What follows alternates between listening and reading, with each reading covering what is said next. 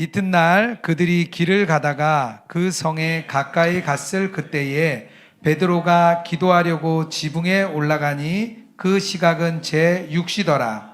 그가 시장하여 먹고자 하매 사람들이 준비할 때에 황홀한 중에 하늘이 열리며 한 그릇이 내려오는 것을 보니 큰 보자기 같고 뇌 기를 메어 땅에 들이웠더라. 그 안에는 땅에 있는 각종 네 발 가진 짐승과 기는 것과 공중에 나는 것들이 있더라.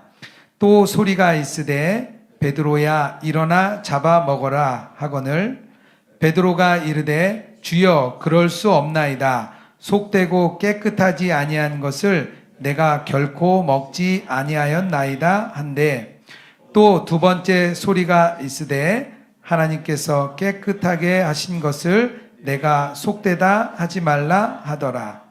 이런 일이 3번 있은 후 그 그릇이 곧 하늘로 올려져 가니라. 아멘. 네, 우리 육성 목사님께서 말씀 전해주시겠습니다.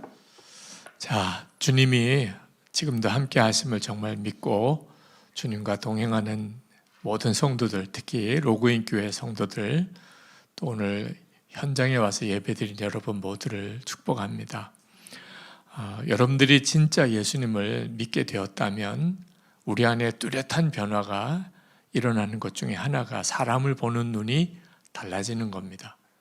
사람 보는 눈이 달라지는 일이 삶 전체를 바꾸는 변화입니다. 오늘 본문의 내용은 대단히 유명한 본문입니다. 복음이 유대인에게서부터 이방인에게로 전해지는 아주 중요한 분기점 역할을 하는 성경입니다. 사도행전 10장에서 로마인인 고넬료, 백부장 고넬료의 온 가족들, 집안 사람들에게 성령이 임하는, 그래서 복음이 이방인들에게도 전해지고 성령이 그들에게 임하는 아주 중요한 사건입니다. 유대인과 이방인 사이의 장벽은 도저히 극복이 안 되는 인간관계를 상징하는 그런 장벽이기도 합니다. 지금도 이스라엘과 팔레스타인 또 아랍 간의 전쟁 이야기가 우리의 마음을 아프게 하잖아요. 하나 될 수 없는 둘을 상징하는 것인데 예수님의 십자가의 복음 안에서 그 장벽이 무너진 사건이 오늘 본문의 사건입니다.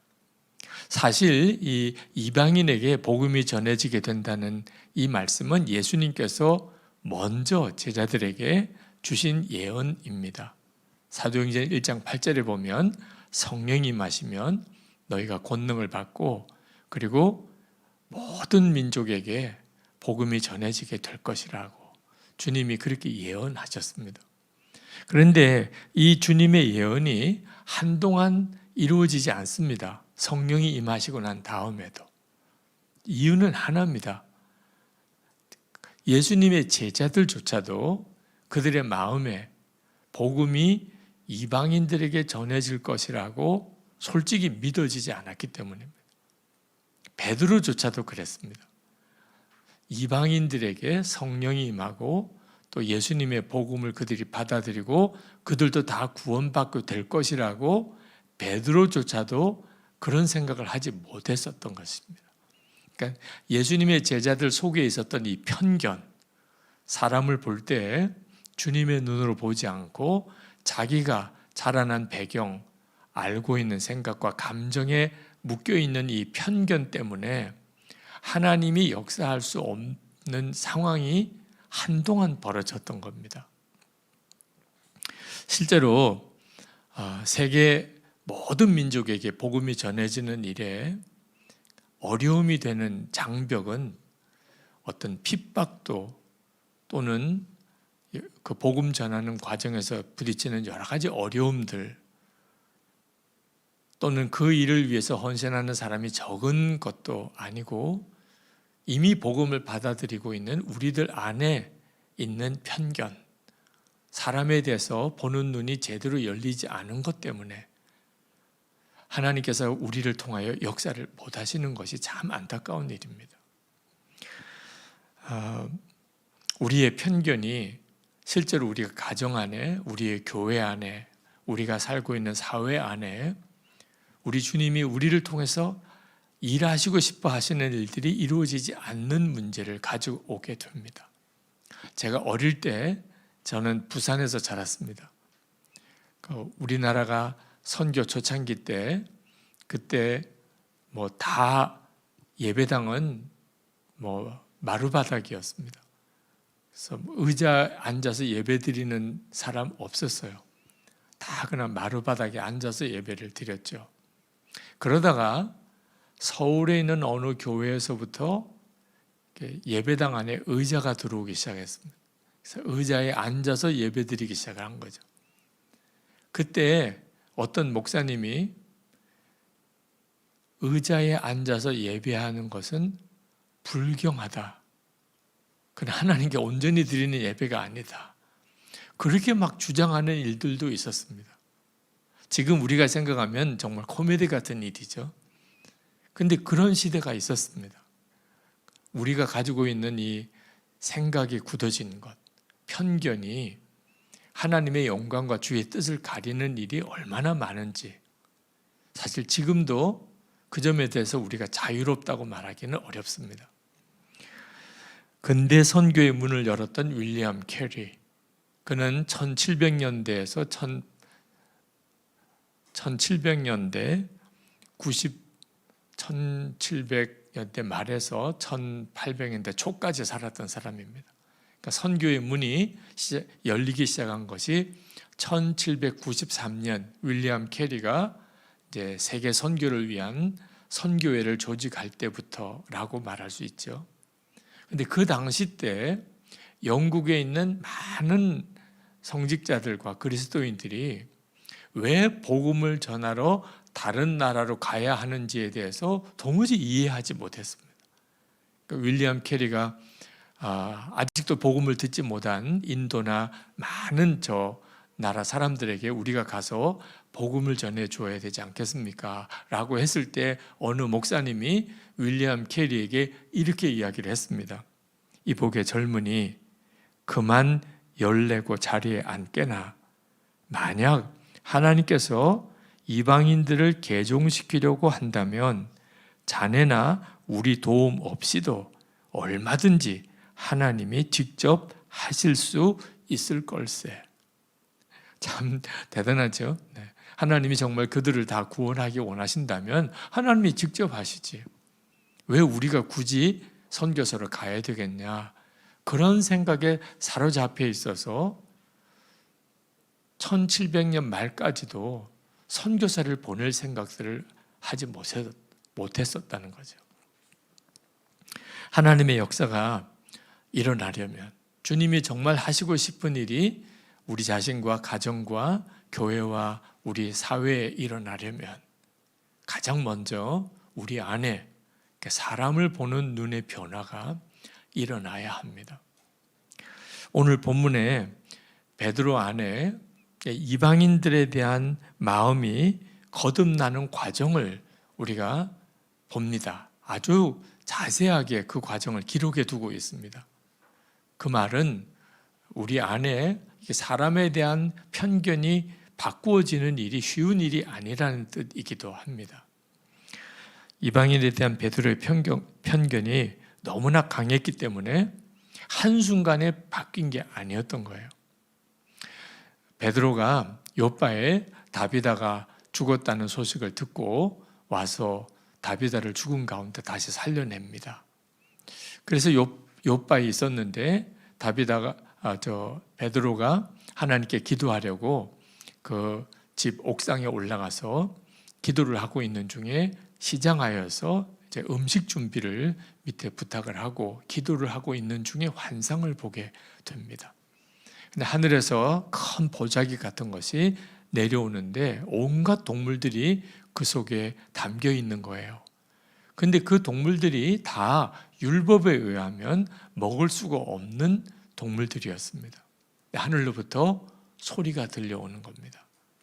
그 소리가 베드로야, 그 짐승을 잡아 먹으라 하는 것이었습니다. 근데 베드로는 단호하게 거부했습니다. 주여 그럴 수 없나이다. 속되고 깨끗지 아니한 물건을 내가 언제든지 먹지 아니하였사옵나이다. 하나님의 음성인 줄 베드로가 알았다는 거예요. 주여라고 이렇게 부른 걸 보면 하나님이 먹으라고 하셨음에도 불구하고 베드로는 단호하게 거부합니다. 그러니까 베드로가 가지고 있는 생각이 그만큼 강했던 거예요. 하나님도 어떻게 할 수 없을 정도로 베드로는 자기 생각이 굉장히 강했고 그게 조금 더 틀렸다고 생각하지 않았습니다. 우리가 가지고 있는 이 생각이 굉장히 무섭습니다. 하나님도 마음대로 못할 정도로 우리 생각과 마음을 하나 바꾸는 일이. 두 번째 소리가 들려오는데 하나님께서 깨끗게 하신 것을 내가 속되다 하지 말라. 그런 주님의 음성을 들려주셨는데 이 음성을 3번 하셨다고 성경은 기록하고 있습니다.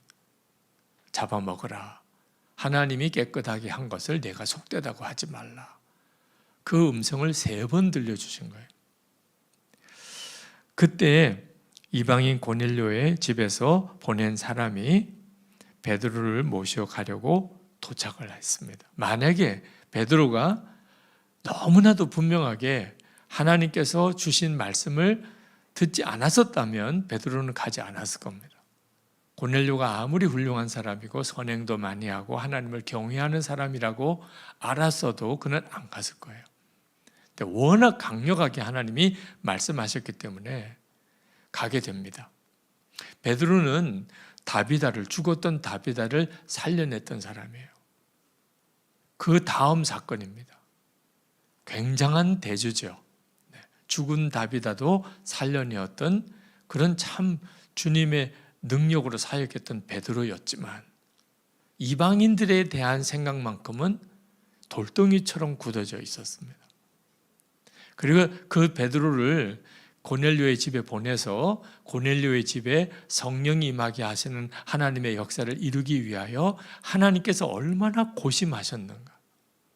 베드로의 생각을 바꾸려고 하나님이 얼마나 섬세하게 먹지 못하는 짐승들을 환상 중에 보여주면서 먹으라고 한다든지 하나님께서 베드로의 속마음을 바꾸시려고 얼마나 섬세하고 또 오랜 시간을 들여서 베드로를 설득하시는지를 우리가 오늘 성경에서 보게 됩니다. 꼭 우리들에게도 똑같은 일을 하나님이 하고 계시다는 겁니다. 사람에 대한 생각을 바꾸려고. 베드로가 고넬료의 집에 가서 깜짝 놀랐습니다. 하나님의 강권하심 때문에 가긴 갔는데 진짜 고넬료의 집에 모인 그 집안 사람들에게 성령이 임하는 것을 보고 베드로가 너무너무 놀랐어요. 그리고 자기가 이방인에 대한 편견에 사로잡혀 있었음을 솔직히 고백합니다. 34절에 내려가 보면 하나님은 참으로 사람의 외모를 취하지 아니하시고 각 나라 중 하나님을 경외하며 의를 행하는 사람은 하나님이 받으시는 줄 깨달았도다. 자기가 얼마나 편견에 사로잡혔는지를 그제서야 고백을 합니다. 예수님 안에서 사람을 보는 우리 눈이 거듭나는 일, 사람마다 다 다르긴 합니다만 굉장히 많은 시간이 걸립니다. 우리가 오늘 본문을 묵상하면서 꼭 기도해야 될 것은 하나님, 제가 속히 눈이 바뀌어지게 해주십시오. 예수님 안에서 제가 너무 오랜 시간을 걸리지 않도록 빨리 주님이 원하시는 그 마음, 주님이 보시려는 그 눈을 제가 가지게 해주십시오. 기도해야 될 필요가 있습니다. 왜냐하면 베드로를 바꾸기가 굉장히 정말 오랜 시간이 걸렸음을 우리가 보잖아요. 그에 비해서 사도 바울은 이방인 선교를 위해서 자기 모든 것을 다 버립니다. 베드로는 이후에도 이 이방인과 관련된 문제에 대해서 계속 주춤주춤하는 태도를 보입니다. 우리가 나중에 보게 되겠습니다만 결국은 어떤 결과를 가져오지요? 베드로는 이 부분쯤에서부터 세계 선교회 이제 뒤에 장막 뒤에로 사라집니다. 그리고 그 자리를 사도 바울이 차지하게 돼요. 사도 바울이 사도행전의 주역이 됩니다. 베드로와 사도 바울의 차이가 뭘까? 이방인에 대한 마음의 자세의 차이입니다. 하나님은 베드로를 설득하기가 많이 힘드셨어요. 물론 베드로는 결국은 마음의 문을 열기는 열지만 하나님의 입장에서 보면 너무너무 답답하셨을 수도 있습니다. 그에 비하여 사도 바울은 어떤 어려움, 어떤 수모를 겪고 자기의 모든 것을 다 버리고 배설물 같이 버릴지라도 그는 이방인 선교를 위해서 모든 것을 겁니다. 하나님이 사도 바울을 보시기에 얼마나 기뻤을까 하는 걸 알 수가 있는 거죠. 베드로에게 하나님께서 말씀하시기를 하나님께서 깨끗하게 하신 것을 네가 속되다고 하지 말라. 이 말씀을 3번이나 하셨다고 하셨는데 우리에게도 주시는 말씀이에요. 하나님이 받으시는 사람을 내가 거부하지 말아라. 하나님이 사랑하는 사람을 내가 미워하지 말아라. 하나님이 사랑하는 자를 내가 무시하지 말아라. 우리의 가정사 안에, 교회 안에, 또 우리의 사회생활 안에 사람을 대할 때 정말 주님의 마음을 구해야 합니다. 주님은 그를 어떻게 보실까가 중요한 거예요. 나에게 그가 어떤 사람인가 보다는. 한 번은 제가 너무 같은 죄를 계속 넘어지고 넘어지는 것 때문에 한 순간에 마음에 낙심이 왔습니다. 하나님이 더는 용서하지 않으실 거야. 저도 정말 양심이 있으니까. 네. 더 이상은 용서해 달라고 기도도 못 하겠더라고. 이제는 하나님도 포기하셨을 거야.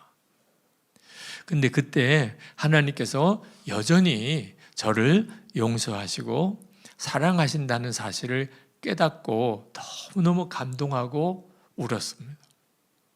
그러면서 제 마음에 그런 생각이 들었어요. 하나님이 왜 이렇게 계속해서 용서하고 또 용서하고 용서하시나? 그때 주님이 저에게 말씀하신 것이 있습니다. 너도 다른 사람에게 그렇게 하라는 것. 하나님께서 저에게 제가 끊임없이 죄에 무너지는 존재인 것을 저로 알게 하시고 그로 인한 애통함과 좌절감을 겪게 하시고 그럼에도 불구하고 저를 용납하시고 사랑하시는 하나님을 경험하게 하신 이유가 저도 다른 사람에게 그렇게 하라는, 죄인을 볼 때, 잘못하는 사람을 볼 때, 계속 무너지는 사람을 볼 때 하나님이 저에게 하신 것처럼 너도 그를 용서하고 사랑하라는, 그게 하나님의 계획인 것입니다. 그리고 난 다음에 사람에 대한 저의 태도가 엄청 바뀌었습니다. 한 목사님이 선교 세미나 때문에 케냐를 가시게 됐는데 중간 이제 기착지에서 이제 케냐 항공으로 비행기를 갈아타셨어요. 근데 그때부터 굉장히 힘드셨대요. 비행기가 1시간 늦게 출발한 것도 그렇지만 우선 비행기 안이 너무 더럽고 화장실에 물도 제대로 나오지도 않고 냄새도 너무나 많이 나고 그 비행기 안에 타고 있는 케냐 사람들 너무 시끄럽고 하여튼 모든 것이 다 불편하더래요. 케냐에 도착을 했는데 너무너무 공기도 탁하고 그리고 길도 너무 많이 막히고 그리고 차에 타고 있는 사람들이 자기 쓰레기를 창밖에다 그냥 버리는 것도 보면서 도무지 케냐 사람들에 대해서 정이 안 가고 이런 마음 가지고 자기가 케냐의 목회자들에게 말씀을 전한다는 것은 이건 아니라고 생각이 들더래요. 그래서 하나님께 하나님, 이 케냐 사람들에 대한 제 마음이 이래가지고는 제가 무슨 말씀을 전하겠습니까? 그때 불현듯 생각이 나기를 우리나라에 복음을 전하러 선교사님들이 오셨을 때 그때 선교사님들은 어떤 마음이었을까 하는 생각이 들더래요. 그때 당시에 한국에 왔던 선교사님들은 다 미국과 또 유럽 분들입니다. 그분들이 그때 당시에 한국 조선에 왔을 때 그때 그들은 어떤 역한 냄새들, 또 정말 먹기 힘든 음식들, 생활 문화, 아마 대단히 고통스러웠을 거라는. 여러분들도 다 잘 알다시피 캔드릭 선교사 묘비에 나에게 천의 생명이 주어진다고 해도 그 모두를 한국을 위해 바치리라, 그렇게 쓰여져 있죠. 아펜셀라 선교사님이 복음을 전하러 가다가 목포 앞바다에서 순교하셨는데 그 따님 앨리스 레베카 아펜셀러 선교사의 묘비에 나는 섬김을 받으러 온 것이 아니라 섬기러 왔습니다, 그렇게 새겨져 있어요. 그 목사님이 너무 부끄럽더래요. 우리 한국이 그래서 복음을 받았는데 나는 왜 이런 마음을 가지고 있는가, 그랬던 고백을 하신 것을 참 저도 마음에 깊이 들었습니다. 사람을 보는 눈이 항상 똑같지가 않습니다. 우리가 객관적이지 않아요. 주님이 보시는 눈으로 보지 않으면 우리는 복음을 전하는 사람이 될 수 없습니다. 예수님의 증인이 될 수가 없는 거죠. 혹시 여러분 중에 여러분 주위에 짐스러운 사람이 있습니까? 또 여러분을 고통스럽게 하는 가시 같은 사람도 있습니까? 도무지 함께하기 싫은 사람들도 있을 겁니다. 그래서 우리가 나는 죽고 예수로 사는 그 복음이 우리에게 너무 필요한 것입니다. 내 감정, 내 생각으로 사람을 보지 않고 오직 주님의 마음으로 사는 사람이 되는 것. 그때부터 우리를 통하여 주님의 역사가 나타나기 시작해요. 주님이 주의 일을 하기 시작하는 겁니다. 이건 우리의 중요한 기도 제목이어야 합니다. 인도에서 사역하시다가 지금 네팔에 계신 조동욱 선교사님이라고 계신데 그 선교사님의 기도 편지가 늘 저에게는 참 잊혀지지 않습니다. 저를 위해서 기도 좀 많이 해주시기 바랍니다. 특별히 모든 사람을 더욱 깊이 사랑할 수 있도록 기도해 주시기 바랍니다. 제가 아직도 철이 덜 든 것 같습니다. 제가 사역하는 이곳에는 어려운 일, 힘겨운 상황이 많이 생깁니다. 그런 일들 뒤에는 덫에 걸려 나무에 매달린 짐승을 잡아먹지 못해 안달하며 나무 밑을 어슬렁거리는 큰 짐승처럼 저를 괴롭히는 사람들이 많습니다. 저는 그들을 미워하지 않는 정도의 믿음은 얻었습니다. 감사하지요. 제게는 저들을 미워할 시간도 없을 뿐더러 그럴 마음이 생기지도 않습니다. 오히려 저들을 긍휼히 여기고 격려하고자 하는 마음이 앞섭니다. 그러나 더 너그럽게, 더 다정하게, 더 부드럽게 저들을 품어주고 격려해 주지 못하는 저를 발견하게 됩니다.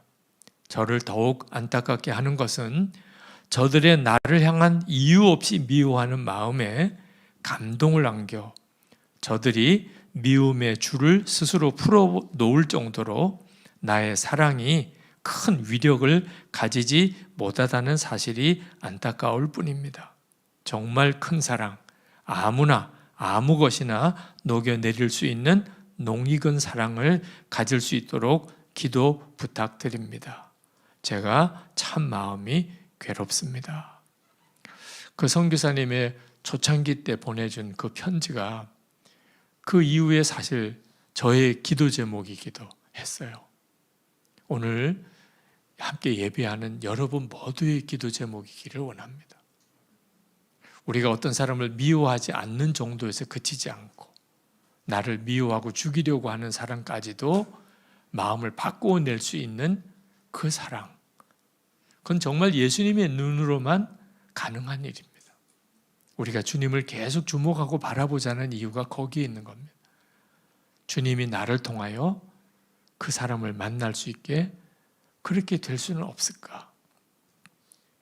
제가 부산에서 목회할 때 하루는 교회 로비에 굉장히 시끄러운 소리가 들렸습니다. 무슨 일인가 하고 나와봤더니 술 취한 행여자가 교회 사무실에서 그 돈 달라고 요구하다가 그 사무실에서 오는 사람에게 한 500원씩 이렇게 드렸는데 그 돈이 적다고 막 행패를 부린 거예요.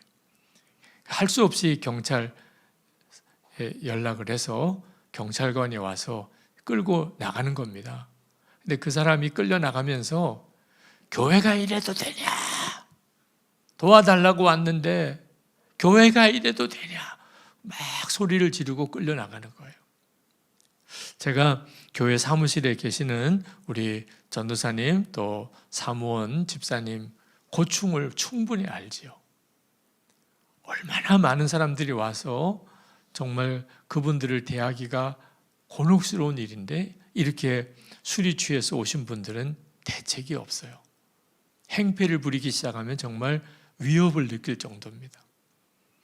그 마음은 충분히 제가 이해하지만 그러나 그 사람이 끌려나가면서 교회가 이래도 되냐고 소리 지르는 것도 계속해서 제 귀에 쟁쟁하더라고요. 교회가 예수님의 몸인데 예수님은 어떻게 하셨을까? 경찰 불러다가 끌어냈을까? 그건 아니었을 것 같아요. 그래서 고민하며 어떻게 해야 됩니까? 어떻게 해야 교회가 교회다운 교회가 될 수 있겠습니까? 그럴 때 마음에 배고파서 오는 사람에게는 밥을 주고 몸이 아파서 오는 사람에게는 약을 주어야 되지 않냐. 돈을 줄 수는 없다. 돈을 주면 술을 드시니까 돈을 줄 수는 없지만 밥은 드리고 약은 드려야 되지 않냐. 그래서 교회에서 의논을 해서 그때부터 행여자들에게 밥을 해주기 시작했어요. 아프다 하시는 분에게 약국에 가서 약을 사다 드리고. 쉬운 일은 아니었습니다. 점점점 사람이 많아져요. 밥 해드리는 것 때문에. IMF가 터지고 하루에 200명 이상의 사람들이 아침에 밥을 드시러 오시는 일이에요. 그때 당시에 부산제일교회 주일 예배 출석이 한 300여 명 정도쯤 될 때입니다.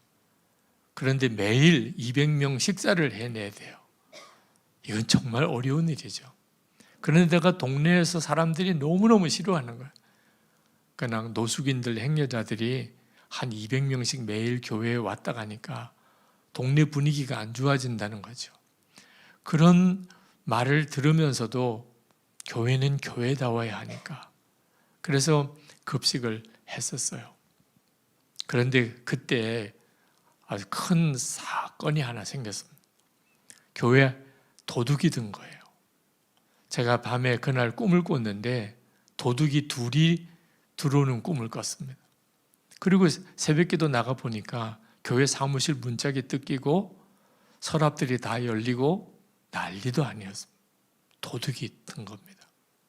그때 제 마음속에 참 이상하지요? 이거 노숙인들이 한 거구나. 그런 생각이 딱 드는 거예요.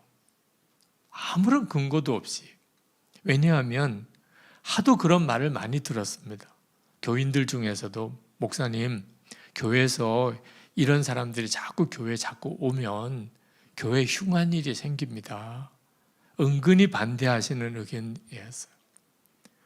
근데 그 사람들이 하는 말 그대로 이런 일이 생긴 거구나. 그런 생각이 들면서 엄청 섭섭하더라고요. 우리가 그렇게 잘 섬기고 대접해 드리려고 했는데 어떻게 이렇게까지 악하게 하시나. 그러니까 새벽 기도회를 이제 인도하고 그리고 기도하는데 제 마음이 너무 불편해요. 이제 급식도 하지 말고 다 교회 단속을 잘해야 되겠다. 그런 생각을 하는데 갑자기 꿈에 도둑이 둘이 들어왔던 생각이 드는 거예요. 한 도둑은 사무실에 어젯밤에 와서 그렇게 다 뒤져갔고 아직 도둑이 하나 더 남았구나. 그때 그 도둑이 바로 제 마음속에 있는 이 사랑, 사람에 대한 믿음, 그걸 뺏어가려고 하는 도둑이다. 그런 생각이 번뜩 들어요. 실제로 생각해 보니까 감사할 게 너무 많은 일이에요. 문짝을 뜯어낼 정도까지 그렇게 대단하게 사무실을 뒤지고 갔는데도 교회 안에 주무시는 권사님들이 계셨어요. 새벽기도 오시기 힘드니까 밤에 교회에 오셔서 주무시면서 기도하시고 새벽기도 하시고 가시는. 근데 이 권사님들이 소리를 못 들으신 거예요. 만약에 소리 듣고 나왔다면 사람 다칠 일도 있었죠. 사무실에 있는 돈이 뭐 얼마 없으니까 그냥 잃어버린 것도 사실 따지고 보면 금액으로 따지면 별것도 아니고, 그렇게 감사하고 무엇보다 그걸 급식하러 오시는 노숙인들이 했다는 근거가 없어요. 내가 괜히 그렇게 생각하고 있는 것일 수 있는 거죠. 마음을 바꿔 먹고 이렇게 새벽기도 끝나고 2층 예배당에서 내려오는데 벌써 노숙인들이 교회 로비에 쫙 앉아 계신 겁니다. 아침 밥을 먹으시러. 교회는 그런 난리가 난 걸 전혀 알지 못한 채. 근데 인사가 너무 마음이 반갑게 인사가 되더라고요. 그러지 않았으면 아마 그날 제 얼굴 표정이 쉽지 않았을 거예요. 근데 그분들에게 정말 반갑게 인사를 드리는데 마침 그때 비가 왔었습니다. 노숙인 한 분이 저에게 오셔서 자기가 지금 신발이 다 젖었는데 양말 하나 얻을 수 없겠냐, 그런 말씀을 하시더라고요. 뭐 갑자기 양말이 어디 있겠습니까? 그래서 지금 제가 새벽에 신고 나온 양말인데 제가 이거라도 벗어드릴까요? 그랬더니 얼른 벗어달라고 그러더라고요.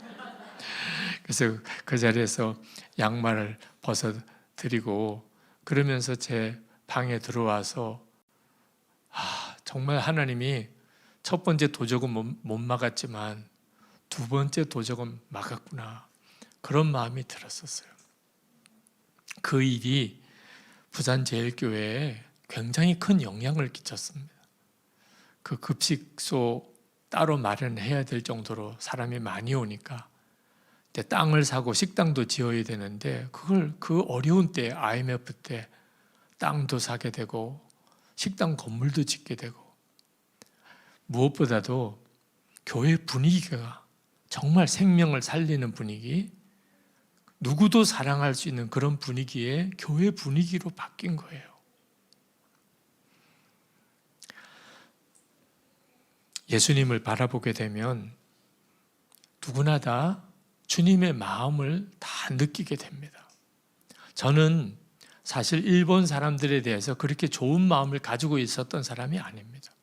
북한 사람들에 대해서도 그렇고 중국 사람들에 대해서도 그렇고, 또는 제가 신앙적인 저 나름대로의 신앙적인 경향성이 있기 때문에 무슨 진보주의자들에 대해서도 그렇고, 또 아주 막 은사주의자들에 대해서도 그렇고, 못마땅한 사람, 마음에 안 드는 사람이 제 주변에도 많았어요. 그런데 나는 죽고 예수로 사는 십자가의 복음을 정말 붙잡고, 그리고 주님이 함께 계시는 주님을 계속 바라보면서 일본 사람에 대한 마음이 달라졌어요. 일본을 몇 번 오고 가면서 일본에 있는 그리스도인들과 목회자들이 너무나 존경스럽더라고요. 이건 정말 놀랍더라고요. 북한에 대한 마음도 하나님이 바꾸셨어요. 물론 못마땅한 일이 참 많지만 결국은 우리가 복음으로 그들을 품어야 될 우리의 동족, 동포라는 것. 중국 사람들에 대한 마음도 그렇습니다. 하나님께서 중국 안에 하나님이 행하신 일들이 얼마나 놀라운가, 중국의 그리스도인들을 향한 하나님의 마음이 어떤가를 알게 하셨어요. 제가 교회 연합운동을 어떤 형태로든지 섬기게 되면서 교단의 차이, 신학적인 차이에 대하여서도 눈이 완전히 열리게 됐습니다. 예수 그리스도 안에서 다 귀한 형제들이라. 예수님 안에서 사람은 바뀝니다. 특히 사람 보는 눈이 달라지게 됩니다. 이 이방인 선교에 대해서 문이 열리는 이 사도행전 10장은 선교에만 적용되는 문제는 아닙니다. 우리의 가정 관계 안에, 그리고 우리의 교우 관계 안에, 우리가 세상에서 살아가는 동안 주님은 우리 안에 사람 보는 눈이 거듭나는 역사를 이루십니다. 꼭 그 일을 위해서 기도하시기 바랍니다. 그럼 주님께서 놀라운 일을 우리 모두를 통하여 이루시게 되실 것입니다.